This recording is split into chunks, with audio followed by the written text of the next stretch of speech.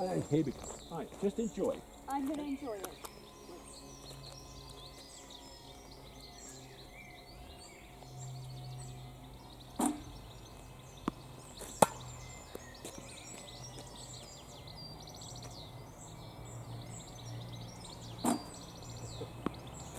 Can't wait for the ball now. Yeah, I know, exactly.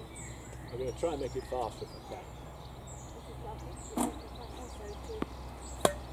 Oh, that's the best one so far. Was it? Yeah, Brilliant. well, best hit. Yeah.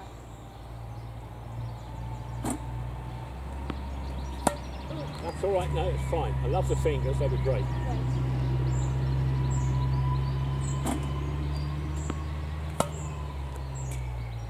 Trying to step forward now rather than back. Step sideways to it, don't turn. Right, turn. You're getting a bit too close because it's up too high, so come back a fraction. That's it. Wait for it. Yes, that's great. Don't worry about the net. You're going forward again. Turn. That's not bad. You found a bit cramped there, Yeah, weren't I you? think I felt that. Yeah. Yeah, exactly. So stay on that line. Wait for it. Yes. That's Nice. it. That felt nice. It was a bit high, Yeah. but I know why. That's all right. Watch the ball. Yeah, okay, yeah. You hit that, but you weren't quite in line with it. In the wrong position. Just remember, drop the racket back behind you. That's the shot. Lovely. Lovely. I'm too. I now know. Yeah. I was too cramped. Drop the racket back behind you. Ah, that's the way. I was too cramped before. This is good to stand here. Drop the racket back. Okay. I know what happened there. Yes. I did my loop.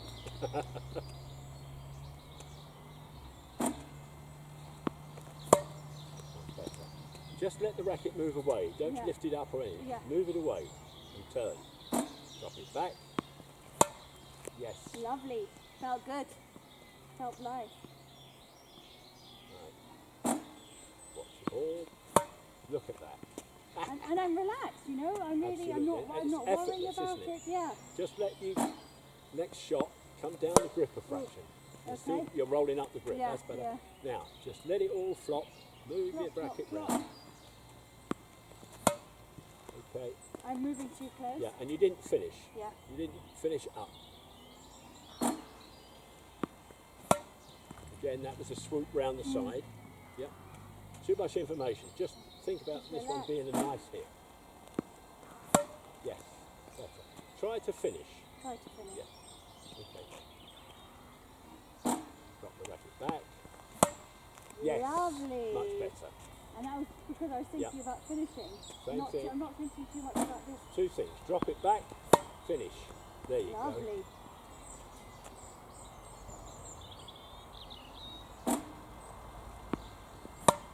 Much better. A little bit cramped, a little bit tight, but Yeah. you're not too bad.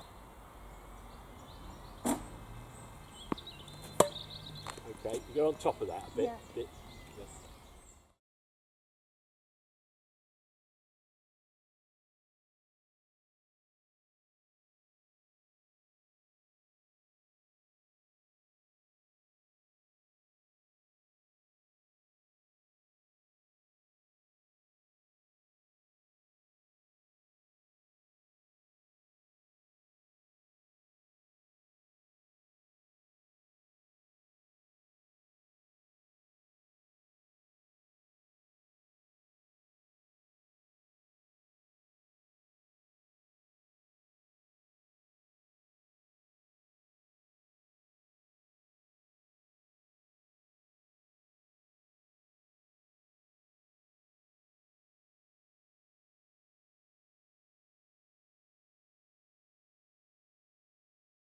Now your hand obviously is a bit in the way, so hold your hand up. Up, yeah. Yes.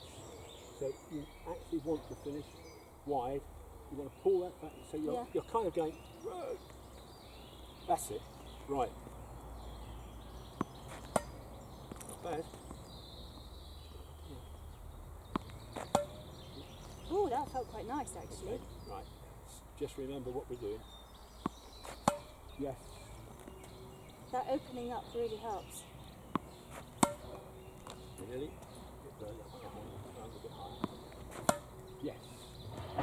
Just let it come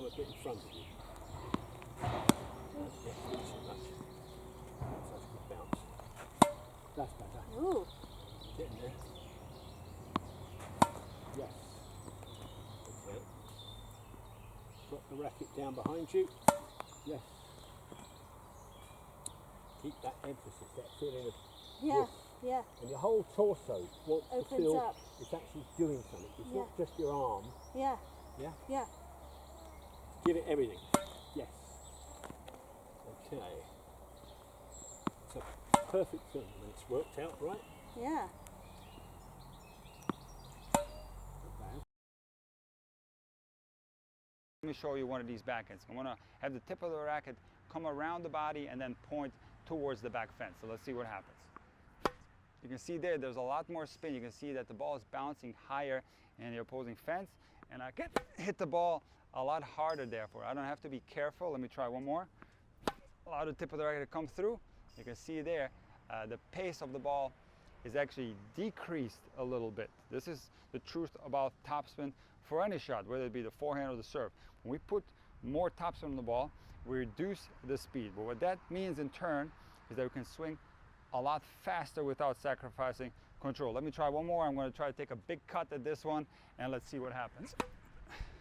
That was a little bit better. You can see that super high bounce on the other side. That is a topspin one-handed backhand. Hi guys, Nick here from Intuitive Tennis. Do you want to learn how to hit the perfect one-handed backhand? Then this video is perfect for you. The first step on the one-handed backhand is going to be same as any other shot. We're going to make a slide turn to our backhand side like this. And now we start to set up the backhand. And what needs to happen is we need to make a large lateral step. Even when the ball's in the middle of the court, we have to make sure that the right leg is way across the body like this. And what that gives us is an automatic shoulder turn. And the wider the feet are apart, the more stability you have.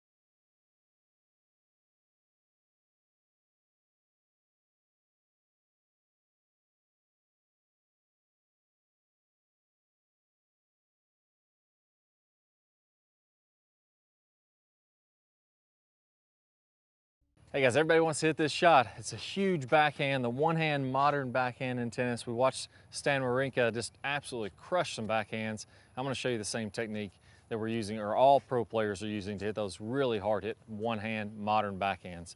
So it all starts first by rotating the body. So as I'm hitting a backhand, I'm going to come here, and as I step, I'm going to step across with my lead foot. So I don't ever want to be open in the backhand. I can get away with it if I'm falling back away from one, I'm just hitting like a defensive shot.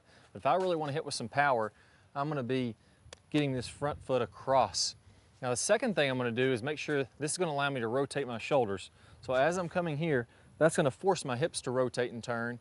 Now my shoulders are going to turn even farther than that. So you can imagine my right shoulder, what I like to feel is my right shoulder comes up and touches my chin as I'm looking to the side of the court, and now that forces me, the middle of my back, to be facing toward the camera and to get a huge turn. Now, that's a little bit exaggerated. That doesn't actually happen when you're out there playing to that extreme, but if you get that feeling, that's going to force you to turn.